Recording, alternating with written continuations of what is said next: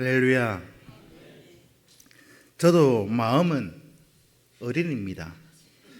늘 마음은 어린아이처럼 살려고 하는데 그게 잘 되지가 않아서 또 기도의 제목이 하나 늘어나는 것 같습니다. 그러나 우리는 포기하기는 이릅니다. 우리에게는 앞으로 또 하나님께서 어떤 어린아이들 저 두 아이뿐만이 아니고 우리의 앞날을 하나님께서 책임져 주실 줄로 믿습니다. 우리가 어떤 건물을 지을 때 교회 예배당을 짓든지 집을 짓든지 빌딩을 짓든지 옆에 이제 보면 꼭 어떤 그림이 하나 붙어 있는 거 보셨나요? 펜스를 쳐놔놓고 톱하기를 시작하면 거기 옆에 펜스를 다 쳐놔놓고 그냥 맹글로 있지 않고 거기 꼭 뭔가 그림이 붙어 있어요. 그게 뭐냐? 그 그림을 우리는 조감도라고 얘기합니다. 나중에 이 공사가 완공되어지면 어떤 건물이 세워질지 조감도를 거기 그려놓고 공사를 시작합니다. 한층 한층 올라가면 나중에 완공되어져서 이제 그 건물에 들어갈 때 준공을 받을 때 되면 이런 건물이 나타나게 될 것이다. 그런 뜻이 조감도입니다. 공사도 자기들 하고 싶은 대로 하는 것이 아니라 청사진이라고 불리는 그 설계도에 따라서 설계를 차곡차곡 진행해 가지요. 그래서 건물이 설계도에 따라서 완성이 되면 앞에 붙여놓은 그 조감도 그 그림하고 똑같이 그런 건물이 세워질 것입니다 라는 그런 뜻으로 조감도를 붙여놓지요. 오늘 저와 여러분들도 이런 이 조감도를 하나씩 다 가지고 있으면 얼마나 좋을까요? 앞으로 우리의 인생이 살아가는 데 있어서 이런 조감도, 여러분들이 태어나실 때 그때 하나씩 받아가지고 시작을 한다면 얼마나 좋을까요? 요즘은 산부인과에서 다 아이를 출산을 하니까 산부인과에서 출산을 해서 퇴원할 때 조감도를 하나씩 딱 받아서 퇴원을 하면 어떨까요? 요놈은 커서 이런 놈이 될 거다. 거기에서부터 이제 시작을 해서 한 30년 살면 이렇게 되고 50년 살면 저렇게 되고 100년 산 다음에 내 인생의 그림이 이것이다. 내가 그 조감도 그 그림 한 장을 가지고 인생을 시작한다면 여러분들의 기분은 어떻겠습니까? 여러분들 살아갈 때 인생의 조감도도 가지고 있고 청사진이라고 말하는 설계도 그것도 한 권 받아가지고 인생을 시작하면 얼마나 좋을까요? 그 청사진대로 조감도대로 설계도대로 10살 때 이렇게 살면 되고 20살 때 이렇게 살면 되고 30살 때 어떤 직장에 들어가서 이런 직장 다니고 이런 사람 만나서 결혼하고 40살쯤 돼서 이런 아이를 낳고 그런 것이 쭉 있으면 우리가 인생 살아가는 데 있어서 인생이 얼마나 편하겠습니까? 그런데 제가 지금까지 보니까요, 이런 조감도를 가지고 태어나서 인생을 시작한 사람은 저는 단 한 사람도 보지 못했습니다. 이렇게 본다면 우리 인생을 살아가고 있다는 것, 한마디로 말씀드리면 불안하기 짝이 없는 것이 우리의 인생이라 할 수 있습니다. 인생은 설계도도 없이 조감도도 없이 청사진도 없이 건물을 짓는 것과 같기 때문입니다. 각자 살아가면서 하루하루 1년, 2년을 살아가면서 각자 나름대로의 조감도를 생각하고 머릿속에 그립니다. 살아가면서 그 그림을 그리기는 그리지만은 그 결과에 대한 보장은 없다는 거지요. 나름대로 그림은 다 그리는데 보장이 없다. 이것이 저와 여러분들이 살아가고 있는 인생이다 라고 할 수 있습니다. 그런데 하나님께서는 인생을 창조하시면서 처음부터 인생을 불확실하게 만드시지는 않았습니다. 우리 인생이 이렇게 미로 속으로 빠지게 된 이유, 그것은 하나님이 제시해 준 조감도 청사진을 거부했기 때문입니다. 하나님께서 주신 조감도, 다르게 표현하면 설계도주요. 설계도대로 살기를 거부하고 자기 마음대로 살다가 결국은 혼돈 속에 빠지게 된 것이 우리의 인생사라고 할 수 있습니다. 하나님은 우리의 절망적인 문제를 해결하기 위해서 2000년 전에 예수님을 이 땅에 보내주셨지요. 다시 말씀드리면 저와 여러분, 우리에게 이 조감도, 청사진, 설계도를 보여주시기 위해서 예수님 이 땅에 오셨습니다. 그리고 예수님을 통해서 우리에게 무엇을 보여주시느냐? 우리 인생의 조감도, 그것을 보여주십니다. 예수 그리스도가 아니고서는 이 조감도를 볼 수 없습니다. 예수님이 이 땅에 오셔서 조감도를 주시면서 하나하나 세밀하게 설계도를 우리에게 주셨는데, 그게 뭐냐? 성경 66권 말씀이 우리 인생의 건물을 짓는 설계도라고 할 수 있습니다. 오늘 읽은 이 마태복음 25장 이 본문의 말씀은 여러분들이 너무나 잘 알고 있는 달란트 비유의 말씀입니다. 조감도라고 하는 것은요, 그 뜻이 뭐냐? 나중에 건물이 완공되어지면 이런 건물이 되어질 것이다 라는 뜻이라고 말씀을 드렸는데, 그 조감도를 누가 보고 그림을 그리느냐? 조감도. 새가요, 하늘을 날면서 저 공중에서 아래로 건물을 바라봤을 때의 그 모양, 그걸 우리가 조감도라 그렇게 말을 합니다. 그러니까 그 건물 전체 윤곽이요, 조감도 안에 다 담겨져 있습니다. 우리 인생의 전체 윤곽이 바로 조감도라고 말씀드리고 싶습니다. 오늘 본문 말씀이 우리 인생의 조감도를 설명해 주고 있지요. 우리는 그 조감도에 따라서, 설계도에 따라서 건물을 지으려고 하면, 거기에 여러분들 건물을 지어 보신 분들은 알겠지만요, 설계도가요 그냥 A4 용지 도화지 한 장으로 되어지는 것이 아닙니다. 그냥 층층마다 열어보면 조감도, 청사진이 다 거기에 그려져 있는데, 이게 뭐냐면 제가 건축 전공은 하지 않아서 잘은 모릅니다만은 이 설계학 쪽으로 말을 하면, 표현하면 이게 실시설계라고 합니다. 층층마다 무엇이 어떻게 들어가는지, 수도 배관은 하수도 배관은, 전기 배관은 어디로 들어가는지 세밀하게 기록되어져 있는 것이 실시설계라고 합니다. 우리 인생에도 이런 실시설계서를 기록해 놓은 것이 성경 말씀입니다. 예수님께서 우리 인생의 조감도를 미리 보여주시고, 이 조감도대로 살아가기 위해서 세부적인 실시 계획이 하나님이 우리에게 주신 성경 말씀입니다. 처음에 어떻게 시작하느냐? 처음 모세 이 한 사람을 통해서 말씀을 주실 때 하나님께서 모세와 언약을 맺으시고, 그 다음에 백성들이 가나안 땅에 들어가면 어떻게 이렇게 저렇게 살아라, 그 설계도를 주신 것이 모세오경입니다. 언약을 맺고, 그 언약이라고 하는 것은요, 하나님이 주신 조감도입니다. 언약을 맺고 하나님이 주신 그 언약대로 우리가 살아가기 위해서 세부적인 지침, 이것이 오늘 우리가 건축으로 말하면 실시설계라고 말합니다.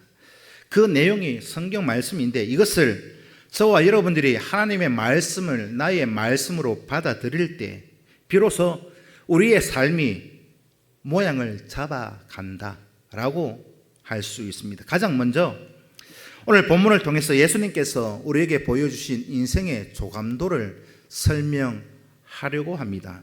가장 먼저 우리 인생의 건축물은요, 세 개의 중요한 기둥으로 되어져 있습니다. 건물마다 다 기둥이 있죠. 근데 우리 인생에도 중요한 세 가지의 기둥이 있습니다. 우리 인생의 조감도, 오늘 본문에서 예수님께서는요, 달란트 비유를 통해서 말씀을 하시는데, 이 인생의 큰 조감도를 들여다보면 세 기둥, 첫 번째, 하나님께서 우리에게 사명을 맡기신 것이 있습니다. 이게 첫 번째 기둥입니다. 이게 무엇이 들어가 있느냐? 기둥 안에 우리에게 생명을 주시고, 또 우리에게 여러 가지 지혜와 능력과 또 우리에게 할 일을 주시는 것, 이것이 우리 인생의 첫 번째 기둥입니다. 그 다음 두 번째는 우리 사람들의 반응이 거기에 기둥으로 세워져 갑니다. 하나님께서 첫 번째 우리에게 주신 사명에 대해서 우리가 어떻게 반응하느냐, 이게 두 번째고, 세 번째는요, 하나님께서 우리의 반응을 보시고 하나님이 내리시는 평가입니다. 오늘 본문, 이 예수님께서 비유를 통해서 우리에게 보여주신 인생의 조감도, 그러니까 인생의 모습은요, 세 가지의 기둥 위에 세워진 건축물이 저와 여러분들의 인생이다, 그렇게 말할 수 있습니다.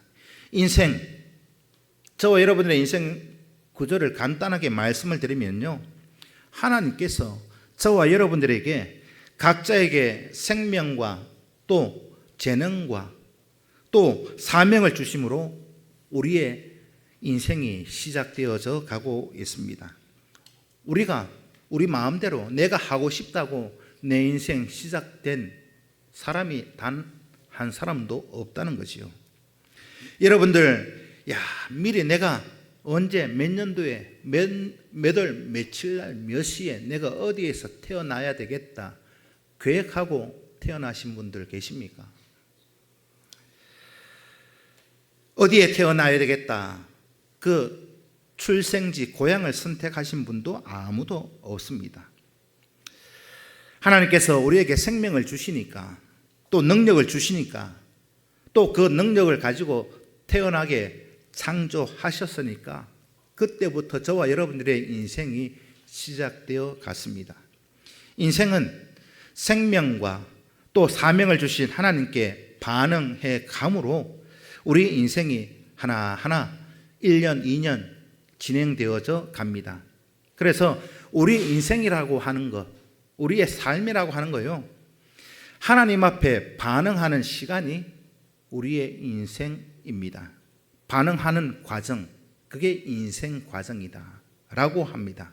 때로는 인생을 살면서 하나님 말씀에 순종할 때도 있고, 또 때로는 불순종하기도 하고, 때로는 하나님 앞에 감사할 때도 있고, 때로는 원망하고 불평할 때도 있고, 이렇게 우리가 하나님 앞에 반응을 해가면서 하나님이 주신 그 계획에 반응해 가며 살아가는 것, 그 시간이 저와 여러분들의 인생이다 라고 할 수 있습니다. 그리고 우리 인생의 마지막 그 평가가 주어지는데, 뭘 가지고 평가를 하느냐, 우리가 하나님이 주신 사명에 대해서 어떻게 반응하느냐, 그 반응의 모습을 보고 하나님은 평가하십니다. 이것이 우리 인생 전체의 큰 구도라고 여러분들이 딱 마음속에 딱 새기시고 오늘 설교를 들으시면 좀 이해가 쉬우실 것 같습니다.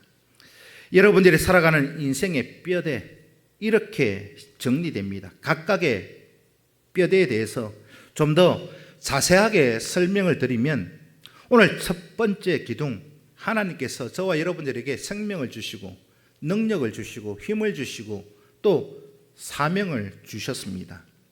하나님께서는요, 여기 모여 계시는 모든 사람들 각각에 따라서 서로 다른 능력도 또 성격도 또 사명도 다르게 주셨다는 것이요. 오늘 본문 마태복음 25장 15절에도 보면 각각 그 재능대로 어떤 사람에게는 5달란트, 어떤 사람에게는 2달란트, 어떤 사람에게는 1달란트를 주었습니다. 이 세상의 모든 사람들은요, 각각 서로 다른 재능을 가지고 은사를 가지고 태어났습니다.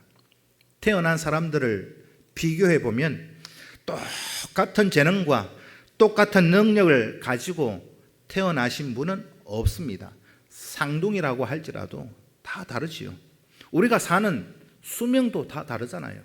어떤 이는 태어나서 1년 살다가 떠나는 아이도 있고, 어떤 사람은 한 50년 살다가 떠나는 사람이 있고, 어떤 사람은 100년 살다가 떠나는 사람도 있고, 수명부터 다 다르잖아요. 이것부터가 하나님께서 우리에게 주신 이 생명의 시간의 길이부터 다르다라고 하는 겁니다. 그리고 생명만 그렇습니까? 건강 상태도 다 다르게 태어납니다. 어떤 사람은 태어날 때부터 굉장히 건강하게 태어나시는 그런 분들도 있고, 어떤 분들은 태어날 때부터 굉장히 허약하게 태어나는 그런 사람들도 있고, 또 어떤 사람은 태어날 때부터 장애를 가지고 태어나는 사람들도 있고, 어떤 사람은 태어날 때부터 아주 똑똑하게 태어나는 사람들도 있잖아요. 영재처럼. 그 영재 보면은요, 대충 들어도 다 기억합니다. 시험 보는데 별 어려움이 별로 없는 그런 사람들도 있죠. 반면에 저같이 밤새워서 공부했는데 10번, 20번 읽어도 자고 나면 다 까먹어버리는 그런 사람들도 있잖아요. 머리도 다 다르게 태어나는 겁니다. 성품도, 재능도 다 다르게 태어납니다. 타고난 능력과 소질과 또 모든 것이 다 달라요. 사람들의 지문이 다 다른 것처럼 하나도 동일한 사람이 없다, 이 말입니다. 똑같은 능력으로 똑같은 인생을 사는 사람은 단 한 사람도 없더라고요. 여러분들은 보셨습니까? 같은 부모 밑에 태어난 형제, 자매라 할지라도 타고난 그 재능이 다 다르게 태어납니다. 같은 부모 밑에서 태어났는데 서로 다른 인생을 살아가고 있잖아요. 여러분들은 한 배에서 났는데 다 똑같은 인생을 살던가요? 다릅니다. 그래서 종종 나이 드신 연세가 있으신 분들이 그런 말씀 하시잖아요. 야, 같은 부모 밑에 태어나는데 왜 이렇게 다르냐? 저도 그런 생각 해본 적도 있습니다. 야, 이놈들 그냥 딱 뭉쳐가지고 그냥 반으로 딱 갈라놓으면 좋겠다. 그런 얘기들 해보신 분도 있고 들어보신 분들도 있으실 겁니다. 2명이면 2명, 3명이면 3명, 다 자녀들이 다르잖아요. 한 놈은 이거 잘하고 한 놈은 저거 잘하고, 그러니까 이 둘을 딱 합쳐가지고 반으로 나누면 얼마나 좋을까요? 그런데 그렇지가 않습니다. 무엇을 말하고 있습니까? 이 땅에 태어난 모든 사람은요, 다 다르게 태어난다는 것이요. 받은 것도 다르고 가진 것도 다르고 성격도 다르고. 우리 인생의 첫 번째 기둥, 하나님께서 우리에게 주신 거요, 우리에게는 재량권이 없습니다. 하나님이 주신 것 그대로 받아서 태어났습니다. 이거 우리가 하고 싶다고 우리 인력으로 되어지는 것이 아닙니다. 하나님께로부터 받아서 태어나는 것.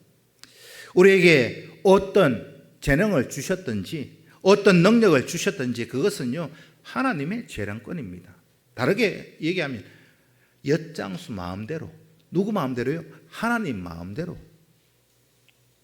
우리는 하나님께서 주신 그것을요, 어떻게 받아들이느냐? 그냥 감사함으로 받아들이기만 하면 되는 겁니다. 우리 인생 살아가면서 이 부분을 바로 정리하셔야 합니다. 하나님께 받은 거, 이거 바로 정리하지 않으면요, 우리 인생 어떻게 되느냐? 평생 원망하다가 불평하다가 인생 끝나는 겁니다. 하나님의 재량권을 가지고 우리가 토를 달 명분이 없잖아요. 원망하고 불평하고 그래 산다고 해서 하나님께서 마지막 우리를 평가하실 때, 야, 너 잘했다, 그렇게 평가하지 않으십니다. 어찌 보면 하나님께서 주신 그 하나님의 속한 재량권을 가지고 우리가 평생 원망하고 불평하며 살다가 인생 마무리한다. 얼마나 그 인생이 딱한 인생이겠습니까? 그러니까 우리가 어떻게 할 수 없는 것, 그것 가지고 더 이상 이제는 원망도 불평도 하지 말고 안타까워하지도 말고 하나님 앞에 감사만 하십시오. 많이 받았으면 많이 받은 대로 감사하시면 되고, 적게 받았으면 적게 받은 대로 감사하시면 되는 겁니다. 어떻게 내가 할 수 없는 그런 영역이잖아요. 우리가 어떻게 할 수 없습니다. 키 작다고 원망 불평한다고 키 커집니까? 저처럼 얼굴 잘 생겼다고 원망하고 불평한다고 얼굴이 못생겨지지 않습니다. 예? 웃는 분들은 이해를 하신 것 같은데, 저처럼 똑똑하다고 원망 불평한다고 어리숙해지지 않습니다. 그냥 그대로 하나님이 어떻게 무엇을 주셨든지 감사함으로 받고, 그냥 감사하며 우리의 인생 살아가는 것, 이것이 저와 여러분들의 인생의 첫 단추 되셔야 됩니다. 어떤 사람은 평생 보면요, 부모 원망하다가 인생을 마무리합니다. 야, 나는 왜 태어나기를 이런 가난한 집에 태어나가지고 잘못된 부모 밑에 자라가지고 내가 이렇게 고생하며 살아간다. 원망 불평하는 이들 있잖아요. 그렇게 부모 잘못 만난 거 원망하고 불평한다고 해서 나중에 하나님께서 우리에게 너 그래 맞다 그렇게 인정하지 않습니다. 우리가 어떤 부모를 만났든지, 오늘 어린이 주일인데 어떤 자식을 만났든지 원망 불평할 이유가 없습니다. 옆집에 보니까요, 야, 옆집에 있는 애는 얼굴도 잘생기고 똑똑한 자식이 있는데 우리 애 보니까요, 야, 생긴 것도 왜 이렇게 생겼고, 우리가 어떻게 할 수 없는 그런 영역 가지고 원망하고 불평하는 이들이 있잖아요. 좀 속된 말로, 야, 내가 저 자식 낳고 내가 미역국을 왜 챙겨 먹었냐, 그렇게 얘기하시는 분들도 제가 직접 들어봤습니다. 그렇게 한다고 하나님이 인정해 주지 않습니다. 그것은 다 하나님께서 각각의 재능대로 하나님이 주신 줄로 믿고 받아들이는 것, 받아들이실 수 있는 그런 믿음이 저와 여러분들에게 꼭 있어야 합니다. 인생 살다 보면은요, 불평도 생기고 원망도 생기지요. 그러나 인생 마지막 마무리를 보면, 야, 하나님께서 이래서 이렇게 나에게 이런 인생을 맡겼구나 깨닫게 되는 시간이 있을 겁니다. 그때 그 청사진, 그 조감도를 보면은요, 야, 그때는 감사만 나오게 될 겁니다. 첫 번째 기둥, 우리가 하나님께로부터 받은 그 재능, 거기에서부터 저와 여러분들이 인정하고 들어가셔야 됩니다. 두 번째 기둥, 하나님이 주신 재능, 사명에 대한 저와 여러분들의 반응이죠. 하나님께서 맡기신 일에 대한 반응이 어떻게 나타납니까? 오늘 본문의 말씀을 보면요, 각각의 재능대로 어떤 사람에게는 5달란트, 어떤 사람에게는 2달란트, 어떤 사람에게는 1달란트, 이렇게 각각 다르게 재능을 주셨습니다.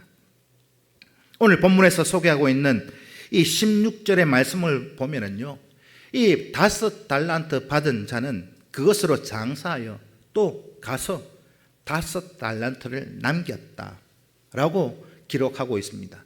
그 뒤에 17절에 보면요, 2달란트 받은 자의 반응이 나옵니다. 오늘 본문 17절을 함께 읽습니다.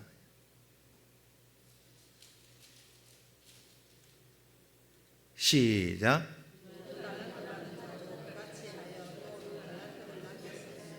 또 그 뒤에 18절에는 1달란트 받은 자의 반응이 나옵니다. 시작.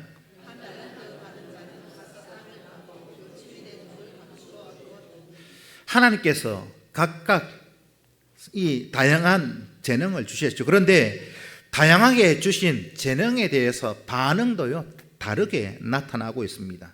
첫 번째 주어진 이 재능을 열심히 활용하는 사람이 17절에 기록되어져 있습니다.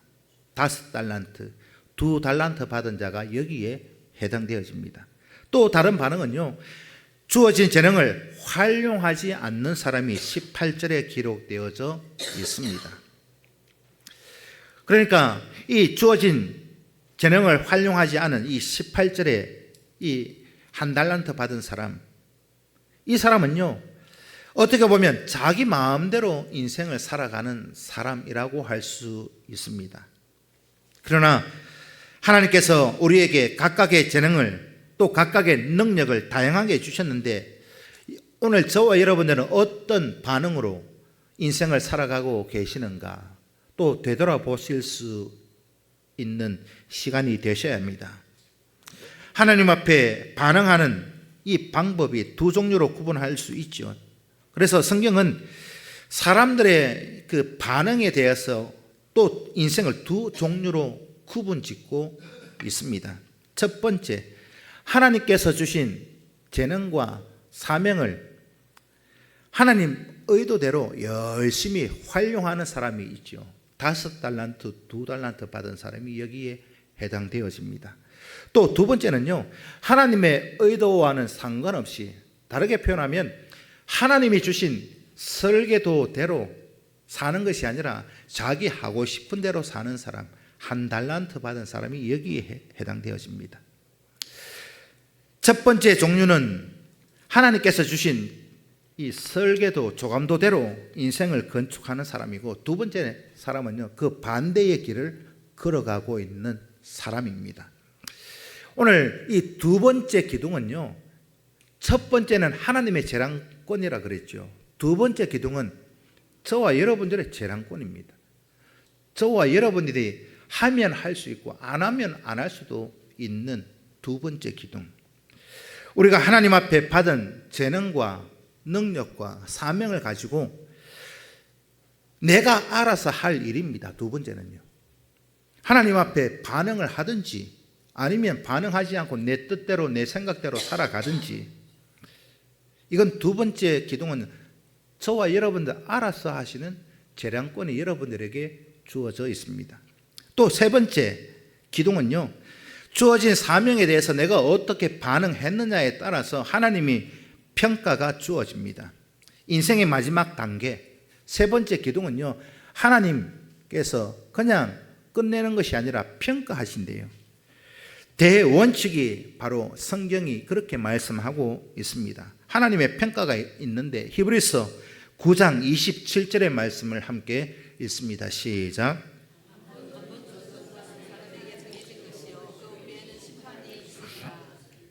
이 9장 27절처럼 우리 인생이 진행되어져 가고 있습니다. 이 평가는요, 최종적인 평가입니다. 그 다음에 평가는 번복이 되지 않습니다.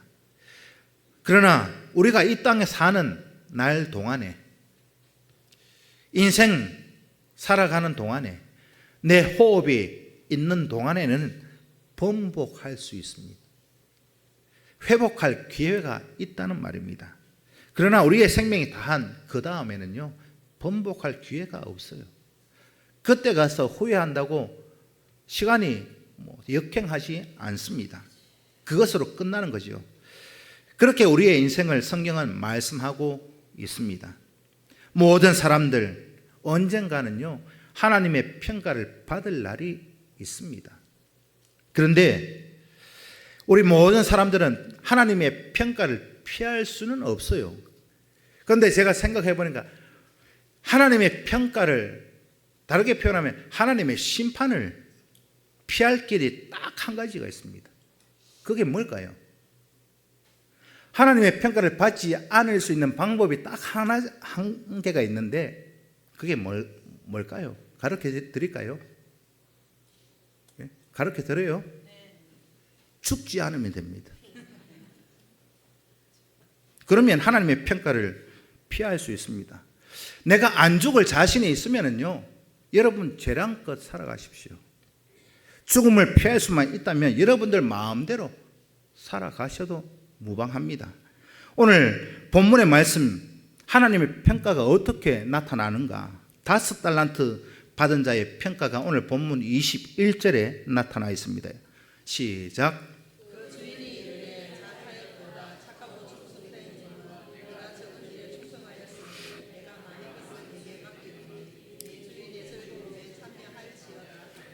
저와 여러분들 최고의 복이 무엇인지 아십니까? 내 주인의 즐거움에 참여하는 겁니다. 이것을 확대하면 요한계시록 21장이 되어지는 거예요. 새 하늘과 새 땅에서 영원한 영광을 이야기하는 겁니다. 그 다음에 2달란트 받은 자에 대한 평가가 23절에 나오는데요. 23절을 함께 읽습니다. 시작.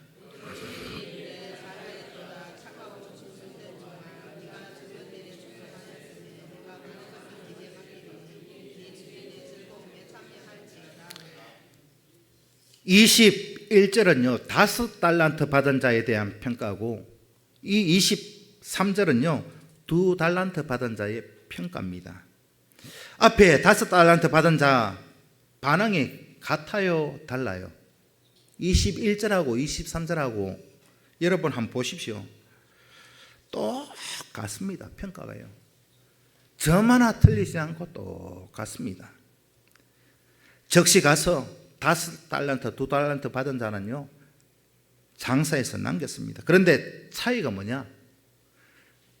5달란트 받은 자는 5달란트 남겼고, 2달란트 받은 자는 2달란트 남겼고, 그 차이밖에 없습니다. 양에는 차이가 있죠. 그러나 순종하는 방법은 같았다라고 성경은 기록하고 있습니다. 즉시 가서 장사해서 남겼다. 방법도 똑같아요. 그러면 하나님께서 이 5달란트 받은 자와 2달란트 받은 자의 평가를 하실 때 뭔가 차이가 있어요? 없어요. 평가에 차이가 없습니다. 5달란트, 2달란트, 21절, 23절 하나 틀리지 않고 똑같다니까요. 거기에 무슨 글자 한자 다른 것이 있는지, 야 목사님 이거 다른데요 라고 말씀하시면 제가 한 1억 드릴게요. 토시 하나 틀린 게 있으면 없어요. 무엇을 이야기하고 있습니까? 하나님의 평가 기준을 말씀하고 있습니다. 5달란트 남긴 자에게는 더 칭찬하고, 2달란트 남긴 자에게는 덜 칭찬하고, 그것과 상관없이 5달란트 받았으니까 5달란트 남긴 것이고, 2달란트 받았으니까 2달란트 남긴 것이고, 그것에 관계없이 어떻게 반응하고 있느냐, 거기에 따라서 하나님이 평가하셨습니다. 즉시 가서 장사해서 남겼으니까 평가는 똑같다라고 할 수 있습니다. 하나님의 평가, 여러분 왜 하나님의 평가의 기준이 어떤 사람에게는 왜 많이 주고 어떤 사람에게는 적게 주고, 그래도 우리가 불평하지 말고 불만을 가지지 말아야 하느냐? 바로 이 세 번째 기둥이 말씀하고 있습니다. 하나님의 평가 기준을 보면은요, 우리는 하나님의 마음과 뜻을 알 수 있습니다. 1달란트 받은 자의 평가가 무엇입니까? 오늘 본문 30절입니다. 시작.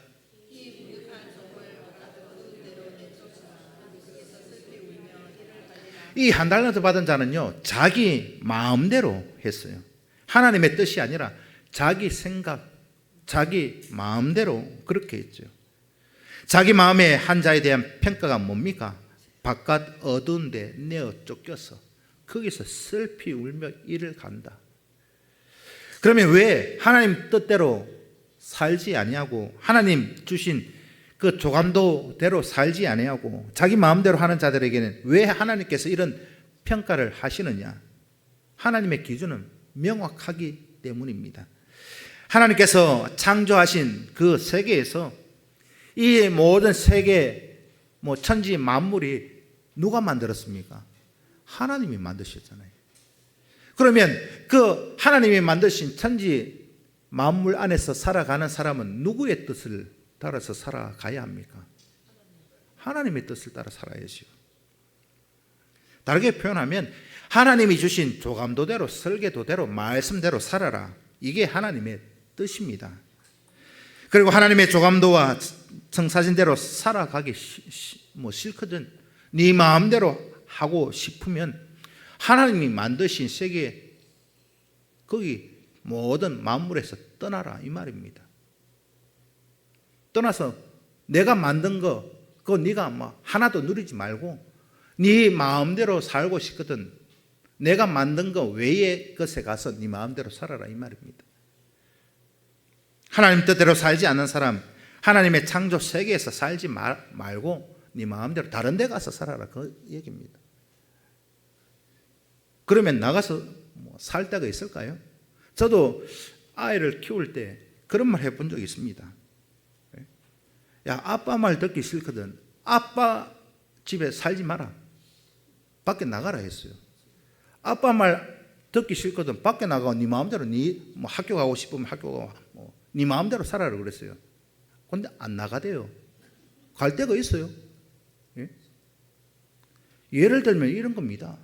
하나님이 창조하신 창조 세계에서 하나님 뜻대로 살지 않으려면 네 마음대로 살려면 내가 만든 하나님이 만든 그 창조 세계에서 떠나라 이 말입니다. 그런데 거기에서 떠나면 살 데가 있어요? 없습니다. 그들을 어디에 딱 한 군데 모아놓고 가둬버려요. 하나님이 만드신 창조 세계 그 안에 뭐 살지 마라. 그래서 한 군데 모아둔 데가 있어요. 네 마음대로 살고 싶은 사람들만 따로 모아서 거기에 딱 가둬놓습니다. 거기가 어딜까요? 지옥입니다. 그곳이 바로 바깥 어두운데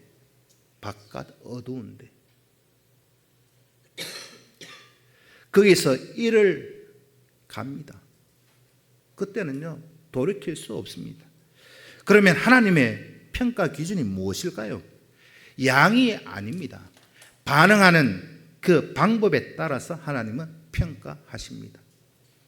하나님에 대한 반응은요 두 종류로 나타났지요. 첫째는 하나님의 뜻에 따라 하나님이 주신 조감도대로 설계도대로 활용하며 살아가는 사람들. 두 번째는요 하나님의 뜻과는 전혀 상관없이 자기 마음대로 살아가는 사람. 두 종류의 사람이 오늘 본문에 기록되어져 있습니다. 하나님의 뜻에 따라서 열심히 활용한 5달란트, 2달란트 받은 이 사람의 평가는 무엇입니까? 네 주인의 즐거움에 참여해라. 두 번째 평가, 하나님의 뜻에 상관없이 네 마음대로 살았던 사람의 평가가 뭐냐? 바깥 어두운데 쫓겨나서 거기서 슬피 울고 이를 갑니다. 하나님은요 저와 여러분들의 인생을 평가할 때 순종의 질로 평가하신다 그 말입니다. 뭘로 평가해요? 순종의 질로. 얼마나 큰 건물을 지었느냐 하나님은 중요하게 생각하지 않습니다. 얼마나 충실하게 하나님이 주신 조감도대로 설계도대로 공사를 하고 있느냐 그게 하나님의 평가 기준입니다. 우리가 건물을 지을 때 감리를 다 붙이잖아요. 감리 그 사람들이 하는 일이 뭔지 아십니까? 설계도대로 짓냐, 철근을 10개 넣으라 했는데 7개만 넣는지 안 넣는지 감시하는 사람이 감리입니다. 감리. 건물을 크고 뭐 적게 짓는 것이 중요한 것이 아니라 이 설계도대로 조감도대로 짓고 있느냐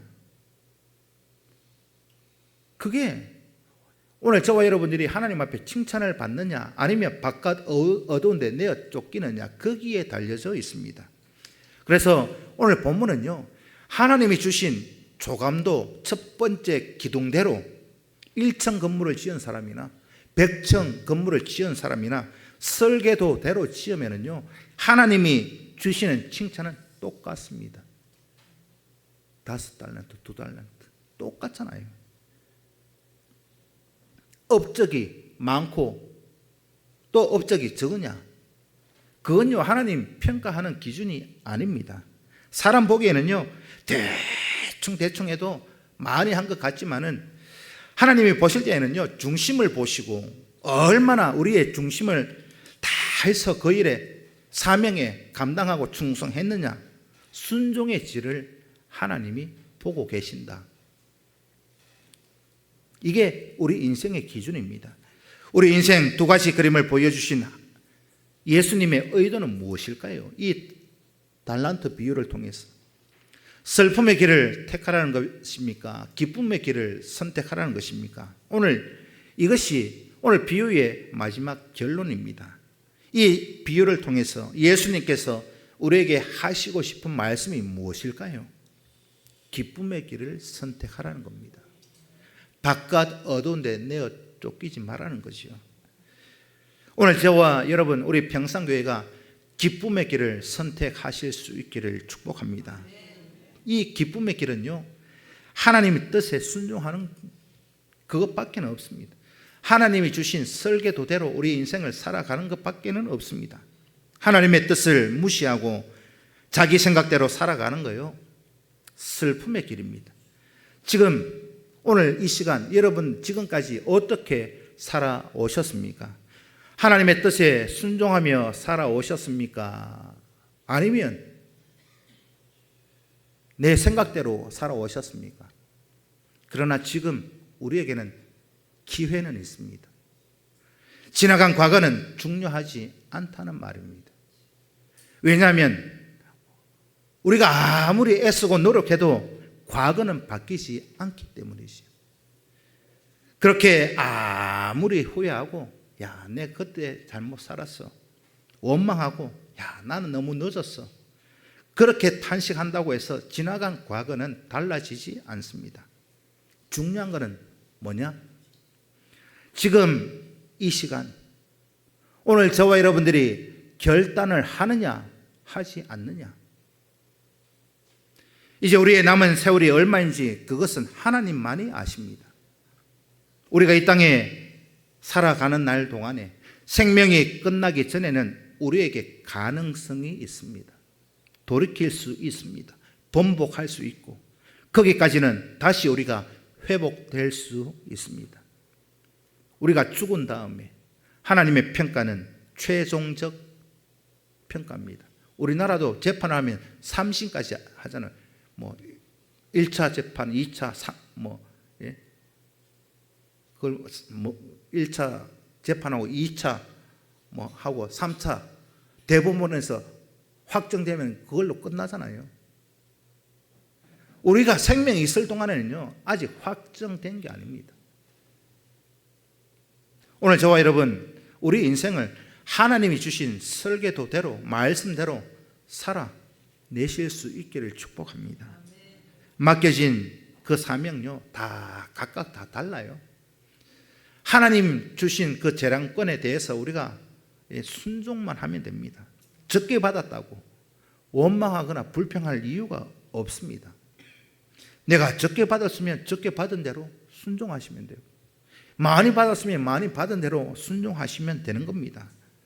내가 거기에서 열과성을 다해서 하나님 앞에 순종한다. 그러면 그 순종의 질로 하나님이 우리를 평가하실 겁니다. 세상 사람들의 기준은 다르잖아요. 영업하는 사원들, 앞전에 제가 한번 예를 들어 말씀드린 적이 있는데, 예를 들어서 보험을 영업한다. 하루 종일 사우나 가서 놀다가 농땡이 피우다가 아무 노력도 안 했는데 마지막 사우나 딱 마치고 사무실 들어가는데 하루 종일 놀았어요. 근데 전화 한 통 와가지고 계약 건수 하나 큰 거 했어요. 그러면 사무실 들어가면 뭐라 합니까? 잘했다 칭찬합니다. 근데요, 세상 기준은 아무리 아침부터 새벽같이 일어나서 종일 쫓아다녀도 보험 계획을 한 건도 못했다. 그러면 사무실 가면 뭐라 합니까? 등신 같은 놈아. 그런 평가를 받잖아요.